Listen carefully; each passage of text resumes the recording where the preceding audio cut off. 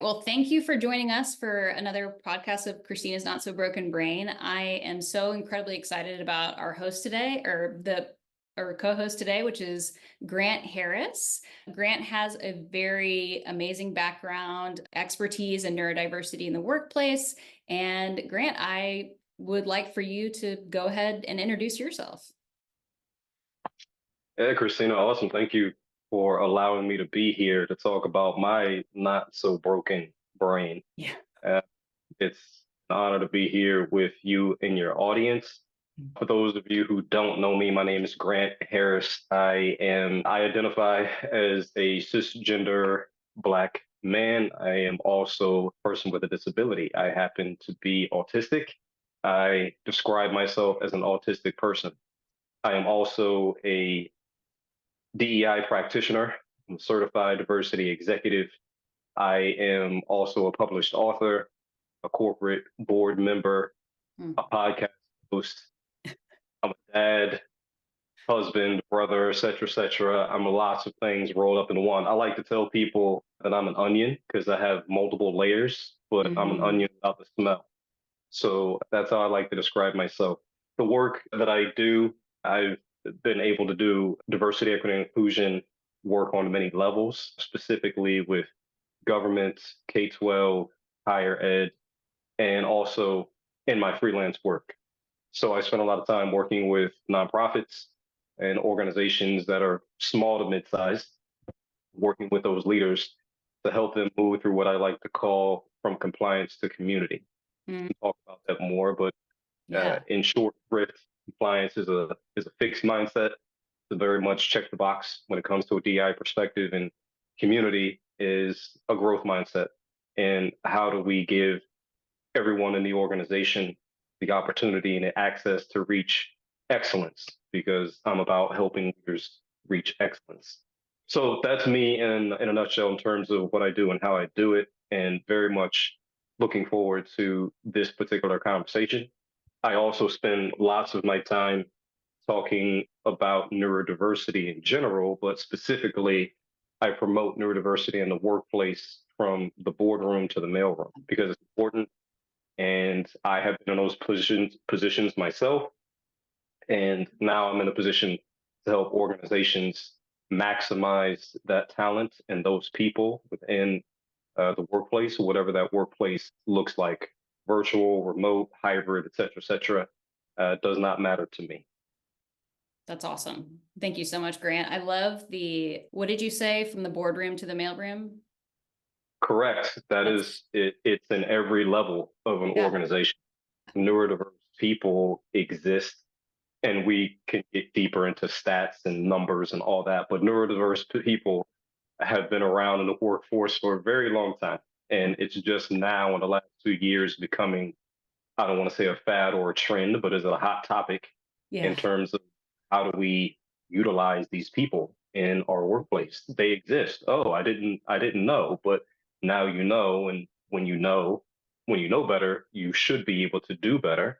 That's right. That's not always the case, but that's why people like me and you exist, to help people do better. So Absolutely. And so that's what you do now. I would love to hear a little bit about how you got to this place. yeah, certainly that would be my origin story. I have a story about being the first and the only within my family. I have a history of being the first and the only in my family. I'm the first one, to my knowledge, that's been diagnosed with any type of neurodiversity at all. I am the first in my family to be a homeowner. I'm the first in my Mhm. family, well, not to get married, but to continue to be married. I'm the first in my family to have kids. I'm the first of my siblings to reach what used to be a financial milestone as a millennial, is hitting a six-figure salary. And that is not what it used to be. I've been reading a lot about that in Right. the recent press. But at one point in time, that was a milestone, and you hit Mhm. that milestone financially, and supposedly you've made it. That's not necessarily the case, but that's what people think. But I was the first to do that. I have been the first to sit on corporate boards, for profit and nonprofit. Right. Um, but that's from my family perspective. Yeah. In my work life, I also have a history of being either the first or the youngest or the only or a combination of those three in the room. The first one to chair an inaugural diversity and equity inclusion committee at a higher education institution, either the youngest in the room or on my team, or the only person of color in the room or on the team or at the table. Yeah. So these things I have been accustomed to for the majority of not only my personal life growing up, also my social life, and also my work life. And again, I've become accustomed to it, but becoming accustomed to it does not mean that one, I don't notice it, and two, Right. that it doesn't affect me. It does, both consciously and subconsciously. It's just something that I've gotten used to as I've grown in my career. So that's what I mean by first and only, and those are some of the things that I mention in the prologue of my book. I give people a more in-depth view of what that is. I always want to lead with empathy, transparency. I lead with my privilege. We all have privilege. Privilege is not a four-letter word, although Mhm. some people get it that way. So I lead with those things so people have an understanding of my personal perspective and where I come from. You know, I look on my wall, I have lots of degrees and papers and certifications, and I was the first to get some of those in my family as well. And they all make me sound smarter than what I am. That's not what it's about for me. Part of who I am, being an autistic person, I'm a sponge. I love learning Right. about myself, about you, about other people. So I'm always seeking more knowledge, Mm. more education, whatever way I can get that. And it happens to manifest itself in degrees and certificates and certifications. But that's not what it's about for me. That's not the end Mhm. goal. The is learning more about myself and my place in the world as a disabled person, number one, as a neurodivergent person, number two, and as an autistic person, number three. All of those are Okay. different layers of Yeah. person. They're different layers of how I interact with the world and how the world sees me, outside of the fact that they see me as a black man in America first and foremost, Right. before they see or understand any of those other things. So that's me and my first and only. Not to say other people in my family have not seen success, whatever that is, they have. But I've just been able to do certain things before for the only time in that aspect. That's awesome. And that's a great origin story and a very interesting thing to share is because a lot of the things that we bring to the table at work have to do with how we were raised and the environment that we were exposed to. How do you think that that escorted you into this line of work, or did it? Or did something else happen where you ended up working in this area? Oh, like most people, I did not go to school to learn DEI. Yeah. Uh, uh, Yeah. so I'm a psychologist by trade. I'm a psych Okay. undergrad. My MBA is in organizational psychology and development. Love I have it. a postmaster in educational leadership and administration, um, et cetera, et cetera. So I am a thinker. I think about my thinking. Mhm. Mhm. Also autistic, which helps with that. Yeah. But I'm a reader, writer, thinker. And my in undergrad, my minor was philosophy. So I'm Okay. always theorizing. I'm also philosophizing, thinking about my thinking, and that has helped me in my consulting life because I'm always suggesting and have this Socratic kind of conversation with folks like yourself and especially clients that I work with. I try to help people lead themselves to their own answers versus Yeah. me just giving them the answer and feeding it to them.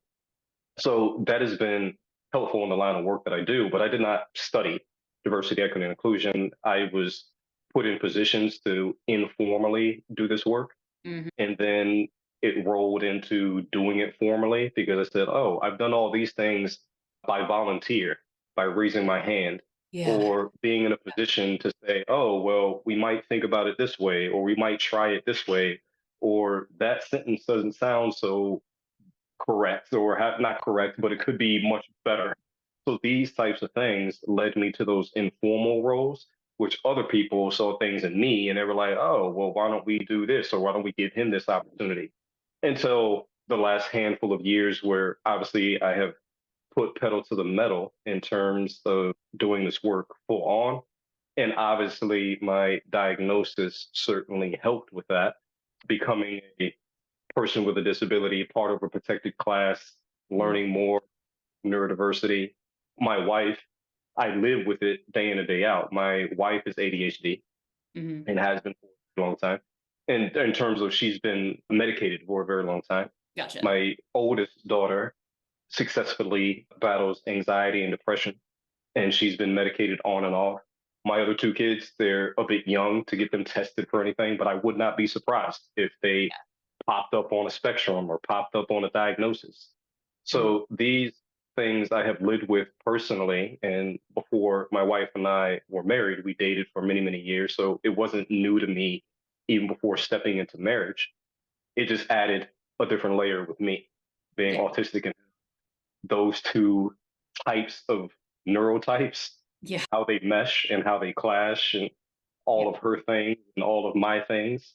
Communication is always key, and we can talk more about that. But all of that is how I got rolled up into doing this work and talking about it in the workplace. My mother was 30 some odd years in HR.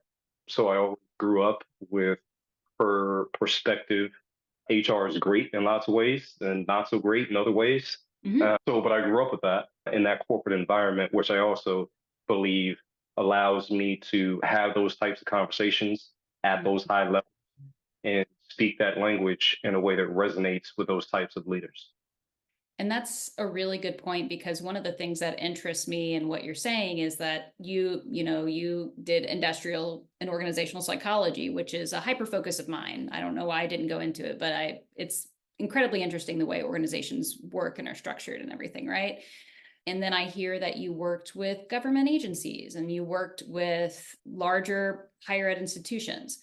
What I hear when you say that is red tape Mm, and mhm, processes that are not equitable, accessible, and they're also assumed because people are like, well, I got to this point. This is how we've done it. So I want to keep doing it this way because of whatever reason. And when I hear you talking about going, I think you said it from compliance to community. mhm, You mhm, said that. And that has me intrigued on what is your approach like when you go into an organization and they've got a ton of red tape and government agencies and higher ed is like that. There's institutional baggage and then there's also red tape. mhm, So when you're wanting to shift things in the DEI realm, how do you even approach that when you have all of these, you know, real roadblocks and then, mhm, impose roadblocks by culture or something along those lines? mhm.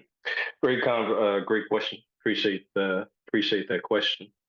So a lot of what you're talking about, red tape, communication, whether or not this work is supported or whether it's viewed as performative, etc.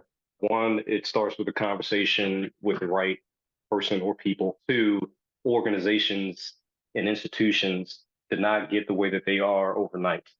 And nothing Yeah. that is a potential solution or is going to happen overnight as well. Hmm. So these things take time. When I have conversations with leaders about whether or not this work is needed or whether they come out and say that explicitly or not, because they say, oh, well, DEI is performative, I would agree with them. And I say, yes, you are correct Yeah. because a lot of it can be people.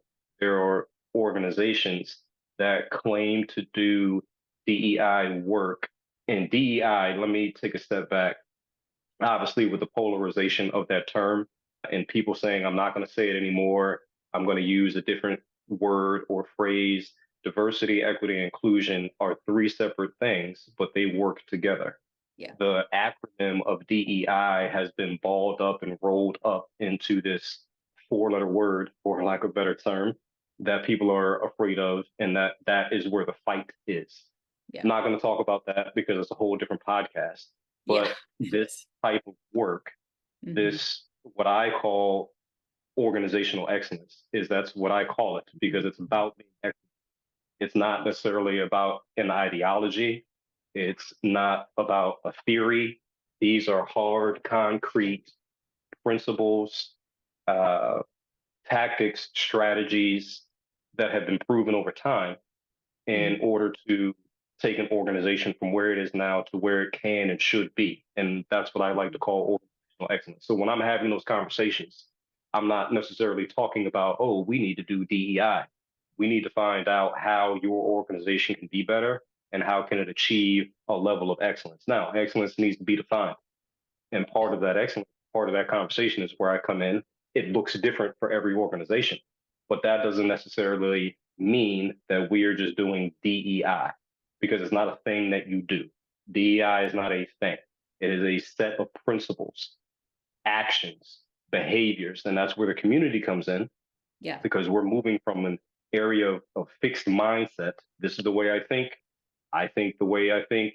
These people think the way that they think. And we've been thinking this way for a very long time. Great, you think that way. The only way to change that is to not think differently, but to do differently, to Mm. be different, act differently. You have to change behavior over time. So one of the ways that I help organizations do that is through a framework that I have created. It's called RACE as an acronym, RACE, and is a four-step process. And some of these steps we stay in a lot longer than other steps. Some of Right. them doesn't take time, energy, or effort. All of the process takes time, energy, and effort, but it depends on what the organization is.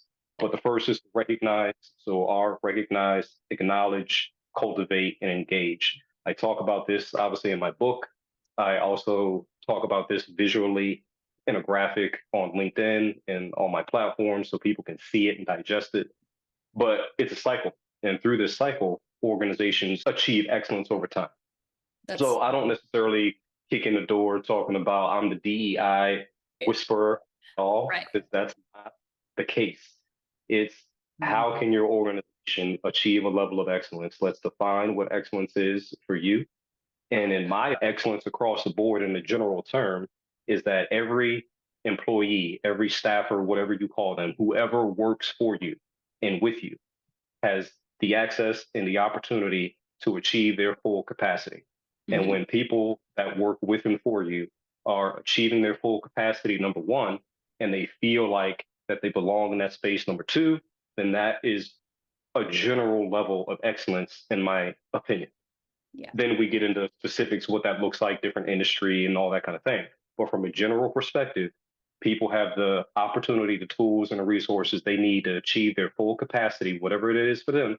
And they feel like that they belong in that environment, whether it's virtual, hybrid, Yeah. 100% day to day, they feel like they belong. Once those two things are created and they're sustainable and you maintain them over time, that's attaining a level of excellence that I propose to my leaders that I work with. And that's so important because when it comes to belonging, sometimes at the end of the day, your performance is graded, right? Like you get compensation for how you perform at the end of the day. But if you don't have the tools and you're kind of told too bad, so sad, you're not going to feel like you belong. Like it can be as what I'm hearing from you is that it could be as simple as having the right piece of technology or having the right amount of hours for your team, sizing up and sizing down. Because I don't know about you, but if I'm bored in a role, it is almost physically painful. And some people I've worked with before have said, like, oh, if you don't have that much work, isn't that great? And I'm like, it actually, being bored sometimes can be physically painful, especially Yeah. in a job where I'm supposed to be excelling. Mm-hmm. So that comes to where equity is. Not every team is going to need the same tools. Not every team is going to need time. Some teams need more, some teams need less. But at the level that I work with leaders, Mm. those conversations have to go up and down the ladder as well. Hmm. Um, Yeah. but that gets to equity and how people are given what they need to be the employee that they need to be, that they want to be. Yeah. Uh, yeah. Yeah, I love that because I had a conversation recently with a client and they're in a role that they enjoy.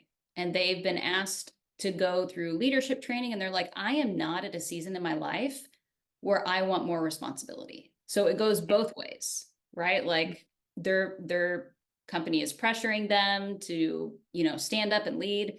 And they're like, I've got kids, I've got elderly parents that I'm caring for, I'm paid well and I'm cared for and I've got a great team. I don't want to move up right now. That's Yeah, way too much want to be. responsibility. I just want to be an individual contributor. Yeah, exactly. And that's okay. Yeah. And a lot of organizations, I feel like, got to a place, especially pre-pandemic, where the thought was everybody should be going above and beyond because they want to get to that next step.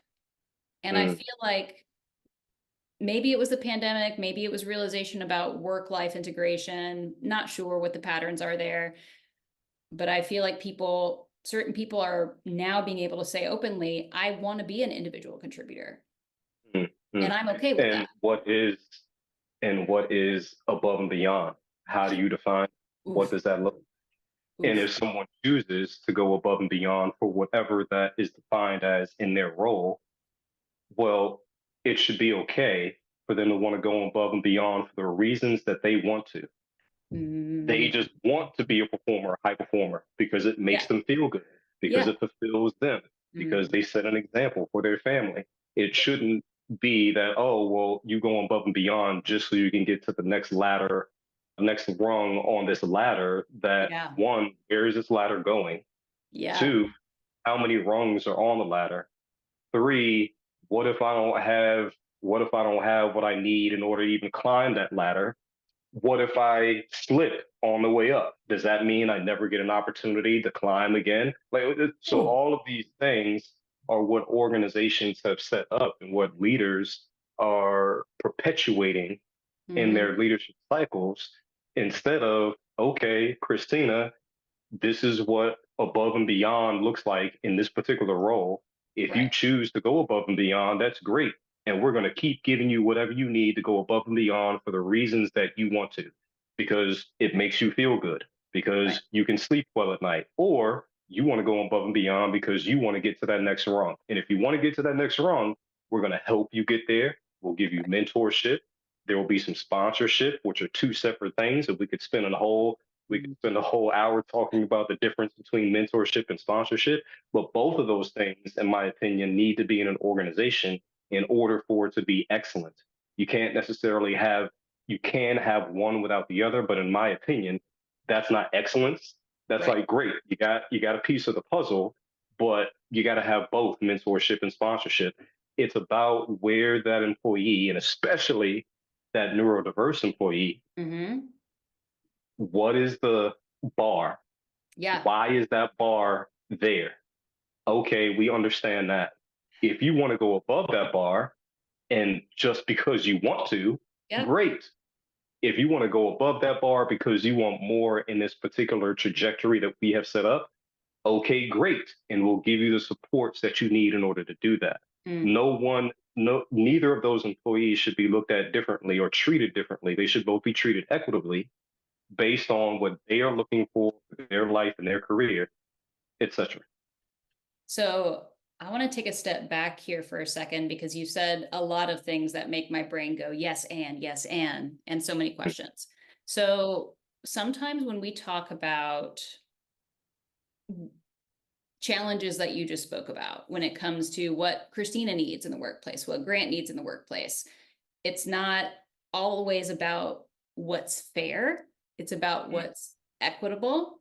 Can you speak a little bit about what that means on the ground level to a manager when, they're the ones that are told that they have to implement a new process? How do you even begin to think about what's equitable and what's fair?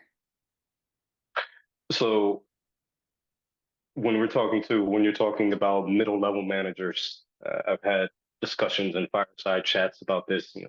Middle level managers, they get bogged down in Mhm. definitions. Yeah, Definitions are not bad. Words matter, phrases matter. I'm not saying that they don't. yeah, But beyond words, it's the actions and the behaviors that matter most. So if you are a middle manager and you're confused on the difference and the definitions between equity and fairness, which we won't get into here, but if you're confused on those, so first thing that I would suggest is that you, one, self-reflect on the behaviors that you have been showing with your team. And the best way to do that is to interact with your team, to ask them questions. Mhm. I always tell my kids, you have two ears and one mouth. You should listen more than you speak. So, in order to learn more about your particular behavior as a hiring manager and how it can get better, one of the best ways to do that is to ask your team about their input and their thought. Now, in order to do that, Yeah, there has to be a level of what's called psychological safety. Again, whole another podcast that we could talk about, absolutely. but that may not exist and that may take time. It may not exist outside of your middle management control because it may be a larger issue.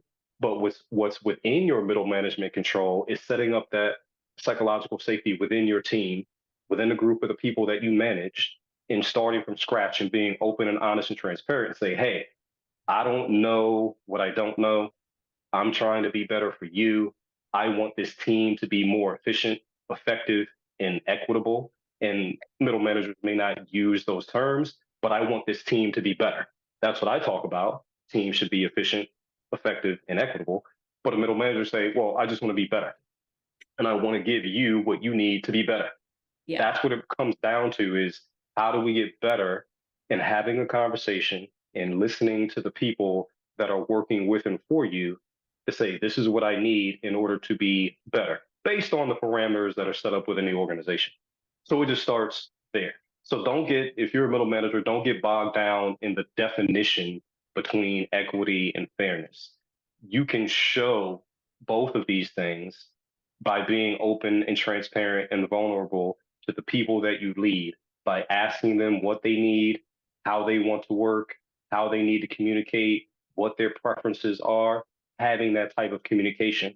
And once you have that conversation, you have now opened yourself up to not just be a middle manager. You open yourself up to be a leader within the organization. And when you start asking questions of what people need in an open and honest way to say, how Mhm. can we do or be better? That's when you become a leader. And that's when psychological safety spreads from that team to another team to another team throughout the organization. So that's what I suggest. Don't get bogged down in definitions. Think about how you can act and behave differently and Mhm. start by just listening, which doesn't require you as a middle manager to actually be perfect or to Right. actually do anything except ask a question and listen, ask a question and listen. And then you go back and you gather all that information and you synthesize it and you look for themes. Okay, there's a theme here. People need more time. People need more technology. People need less of me as the middle manager over their shoulder. Right. You might not get all that information upfront because, again, the level of psychological safety within the organization, but it starts with you as a middle manager because leadership is not just from the top. Leadership is from the boardroom to the mailroom and everywhere in between. So it starts with you as a middle manager. That's what I suggest to middle management. That's Mhm. what I would tell to a person that was, asking that question. That's awesome. Because so many times we might, and it's just like you said, an organization did not get that way overnight, where they have some of these challenges and they see them and they're trying really hard to own them, and they're not going to turn the leaf overnight either and turn and move things around and make it better. And what I've seen also is that there's a lot of leadership around, like, we want to do X, Y, and Z, and then they push it on the middle managers to implement and just, get on board. And so this is important that you come at it with, like, this is all about, yeah, like you said, words matter, the things we say matter, and it really is all about action and giving yourself permission to reflect on how you interact and how you approach moving from manager to leader, which to me is very different. Yeah, I saw a graphic, a picture on LinkedIn the other day from one of my colleagues, and it was interesting. It was basically it put me in the mind of like ancient Greek and Roman times, Mm. and Yeah. they were building something. So there were three people in the front, and they were pulling a big stone behind them, and the stone said mission. And then on top of the stone was a person, and he was the taskmaster, and his title was boss. And then beneath that, it was the same three people with the same mission behind them. But instead of the Mhm. boss sitting at the top of the mission saying, go that way, the boss was in front of those three people. Now there's four people and saying, come on, follow me. And that is a form, that is a version of leadership. And Mhm. that was the new meme. Lead was like, oh, boss to leader. And you don't have to, the image was driving home a point. There are different ways to lead. Right. But that particular one hit with me because, you have a boss that just says, go do versus a leader that says, let us do this together and build a community within this small team that could be three people or Mhm. within this large organization that could be 30,000 people. Yeah, absolutely. And this is interesting. When I was prepping for speaking with you, I was looking at your book, Unlocking Diversity, Equity, and Inclusion for Success. And it seems like a lot of the themes in that book is exactly what you're talking about right now. Yeah, I hope so. That would backing up what I was writing about. There's lots of themes throughout the book, and about the book, the way that came about, I can tell you, Christina, I did not have an epiphany. I Hmm. wasn't hiking in the Alps.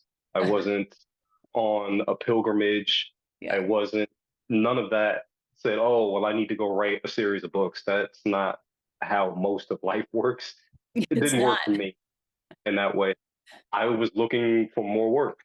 I have always been accustomed to writing. I've always enjoyed writing. I never had an issue writing throughout high school, college, all those papers that my classmates and teammates would complain about, 12, 15-page paper. I never complained about them. Yeah. Yeah, like it wasn't the most fun thing. I'm a college kid. That's what we're supposed to do. But I never complained. It was like, oh, I hate this. I can't, I enjoy writing. Okay. So at the time, I wanted to expand my service offerings past just consulting and speaking, wanted to dive deeper into writing. I went looking for opportunities. There was an opportunity to ghostwrite, and I had never done that before. I had heard about Okay. it. And I said, okay, there's a client here that wants to ghostwrite a book. And I was like, huh. I saw what they were looking for, had a conversation and through many and several conversations, this particular publisher was like, you know what? I think you need to write this book and it needs to be yours. And you should be the name author. And you should write this series of books. And I was like, well, that's not what I was going for here. I was just, another opportunity to do some Yeah. business. But I thought about it. I spoke about it with my wife and I said, huh, I never thought about being an author, but I have an opportunity to do so, have an opportunity to talk about the things that I've been living, have an opportunity to share a story and help other people and organizations get better. Yeah. So I was like, yeah, never have an opportunity. I always try to take an opportunity because, again, like people say, you don't regret what you did, you regret the opportunities that you did not take. So It's true. that is the not sexy, not epiphany version of how it led to my first book. It is a series of five. It's focused on workplace culture. They have themes. The first is all about foundational frameworks, Mhm. how you think about the unconscious and implicit bias and all other types of bias. I have a bias against only talking about unconscious bias because there are many other types. There's over a dozen types of biases that I could think of off the top of my head. Other books would talk about inclusive leadership. So they all have these themes. And Mhm. throughout them, I talk about my framework, my race framework. So that's where the book came from. I am transparent with that because I don't want people to think that somehow, I had been wanting to be an author for 10 years and again with the epiphany and like it took some moment to strike. It Yeah. was someone else convincing me that I should be the one doing that work. And in my opinion, Christina, sometimes that's the best thing in life because if you Yes. go through life, I want to do this, I want to do this, and this is my passion. Not my passion. You should follow your passion, but this thing, whatever that thing is, and you have it in your mind, and you pursue that thing with all your might, with all your energy, with all your money, and you might get that thing and you're like, this is not what I thought it was going to be. Yeah. This is not who I thought I was going to be when I got this thing. Or you could not be looking for that thing and you're living your life doing other stuff. And Yeah. somebody says, oh, what about if you did this thing? You're like, I never thought about doing that thing. Why would I do that thing? That's not my thing. But then you do that thing and it's like, oh, Oh, this is a cool thing. So I that's love what it. it was for me because I did not intend to be an author at all, Mm. but it's been a blessing.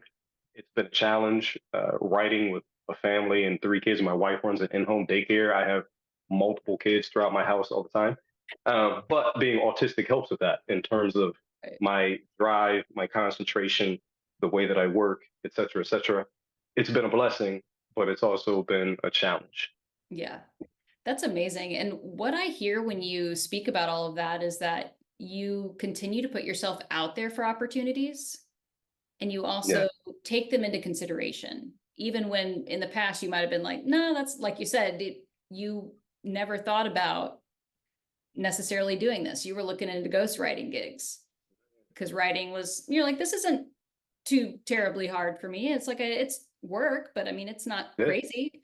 But you yeah, were open to opportunities, yes, which is, I think, the key thing there. One of the things that has opened me up, like as a business owner too, especially one with ADHD, is having conversations with people like you and having relationships with, just building out your network, right?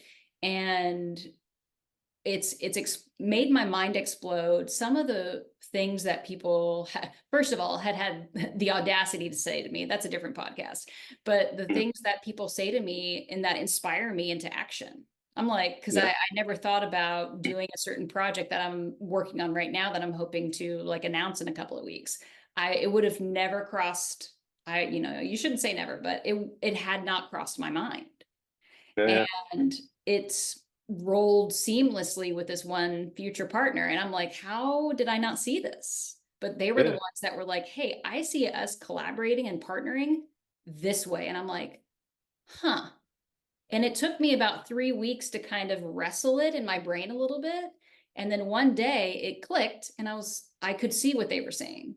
But I had to yeah, have somebody else come in and say, hey, I see your expertise applying over here, and we think you can do it better than we can. And I was like, thank you. And excuse me?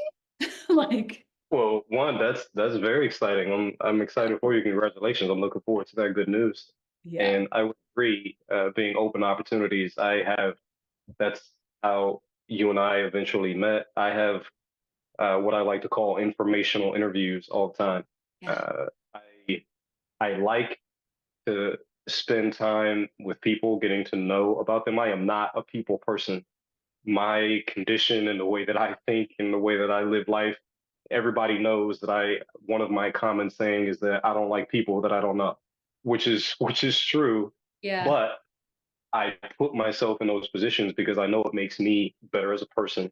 It gets me out of my comfort zone, mhm, gets me on camera, which I prefer to be off based on a lot of things to do with my autism, etc. yeah, But and it makes me a better business person as well. But those informational interviews, those 15-minute, half-hour phone calls have been some of the most inspirational, some of the mhm, most productive and effective and efficient from a perspective that I may not have known going into it, which is again how our relationship has been flourishing. yeah. So I commend you for the work that you're about to do because it sounds awesome. I'm very much looking I'm forward to it. excited about it. Yeah. Yeah. I appreciate that. And it's important to note, I love that you're calling them informational interviews. So you and I got connected by Dawn Christman, Yes. and I was introduced to her because of Paul DeBettis, who I met over 10 years ago and had not had a conversation with when I was living in another state, like another Mm, lifetime ago. So and the reason Paul and I connected was because I had posted on Twitter at my first full-time job, I had an offer to change jobs, and it was the same pay, not the same benefits, but it was going into the field I wanted to go into. Yeah. But I was like, the current job I have has unlimited PTO and, all those things that you want as like a 24-year-old, right? Like, we. And I posted on Twitter. He was following me. I was following him. And basically, what ended up happening is he was like, let me call you. And he's a recruiter.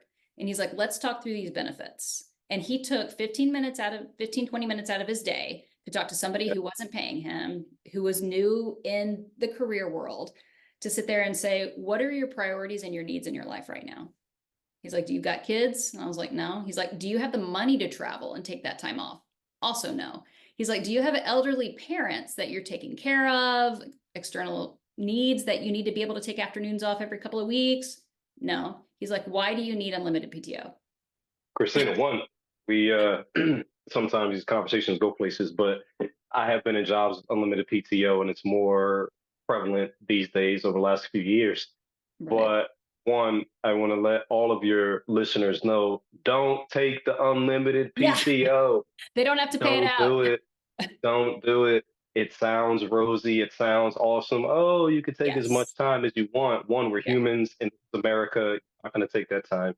Two, like you said, it does not get paid out, which is basically a way that organizations and corporations bait employees in to say, oh, well, we'll give you this and it's nice and shiny, but underneath the surface, it really benefits. It gets murky. And I saw this in my feed. I'm always, again, looking at information. Just yesterday, there was a video or TikTok out about not taking the unlimited PTO. And I had already experienced the bad side of unlimited PTO, and it just reconfirmed that. So yeah, audience listeners, don't do Mhm. it. Ask for specific PTO, because Yes. that is you as an employee standing up for yourself, standing up for your family, initiating and taking control of your career, and also taking control of your finances, because that you can get back in compensation.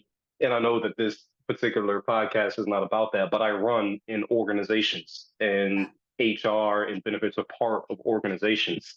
And that in and of itself, that type of policy, the work that I do, looking at that type of policy and Mm-hmm. that type of behavior and that type of mindset from an organization that says, oh, we're going to give them this, when this is not the real thing behind it. It's Right. not honest, it's not true, and it's a way for the organization to save itself versus putting the employee first, which is not organizational excellence by any stretch of the imagination, and Right. which is a form of compliance, because you're complying to, we want to look out for us first, and it is not building community, which is Mm-hmm. community. The entire organization looks out for its people like a village would do. Yes. So thank you for bringing up unlimited Yeah. PTO. And I hope that for our listeners, I was able to bring that back to the work that I do and how that applies to organizational excellence. But excellent point. Thank you, Christina. Yeah, no, I mean, creating those networks and having access to be able to make connections opens up conversations like that, where it's like, Yeah. hold on, let's talk about unlimited PTO and what a misleading bait and switch it is. I did see online some organizations stopping unlimited PTO for that reason and doing like mandatory 3 weeks with Mm. other weeks to negotiate if, I've got a wedding or I've got some Yeah. other situation. Um, Floating days and all that. But the fact that they are looking out for their employees, because they know that Americans do not take the time. you don't, The average worker does not take that 2 weeks of vacation, which is and baffling. it leads to burnout, leads to a lot of things, leads to health crises, Yeah. especially in Black and brown populations. Everybody, but especially in Black and brown populations, that they don't take that time. It's a domino effect when organizations put in and use policies and procedures and practices that do Mhm. not benefit employees.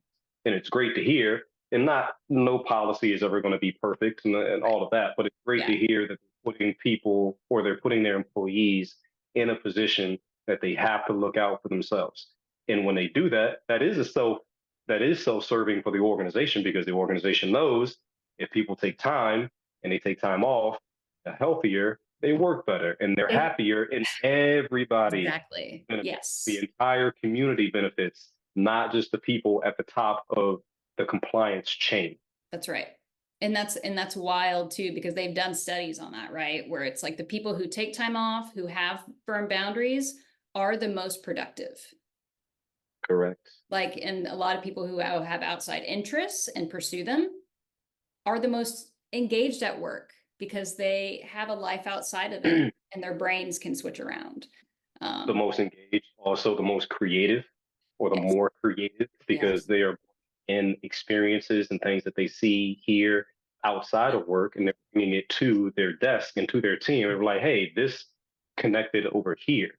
And Right. that makes them a creative, innovative, and like you said, engaged employee. So, yeah. Absolutely.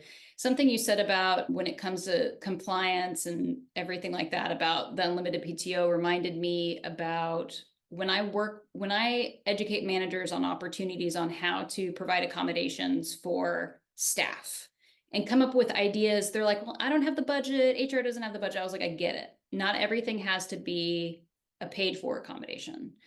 And they're like, well, they go into the whole not fair. It's not fair that this employee gets this and another employee doesn't.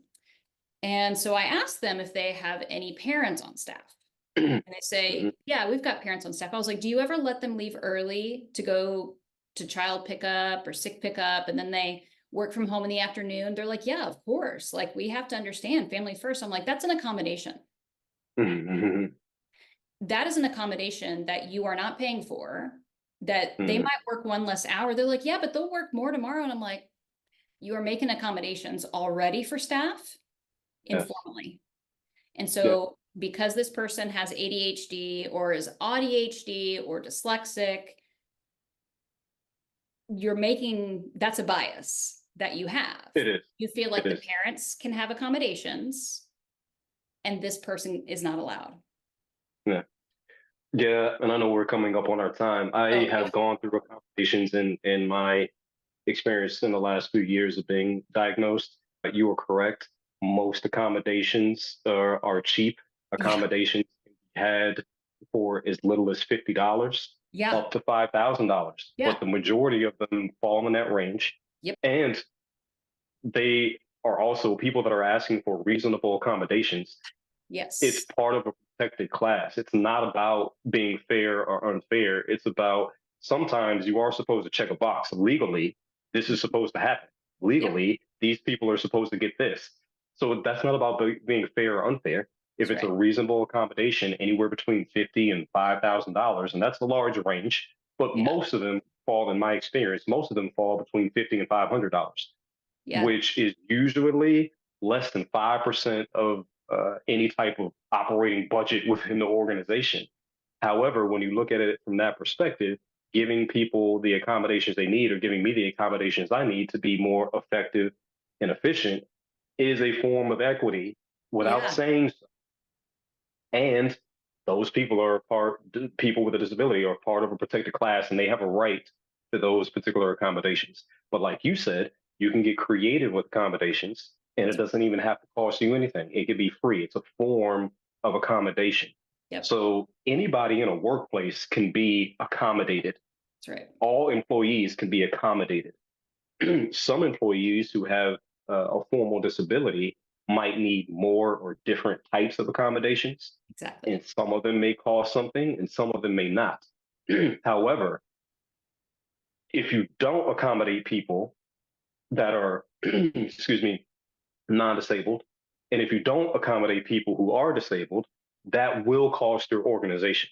It will Yeah. cost your organization in fees and taxes and healthcare and turnover and recruiting, et cetera, et cetera, et cetera.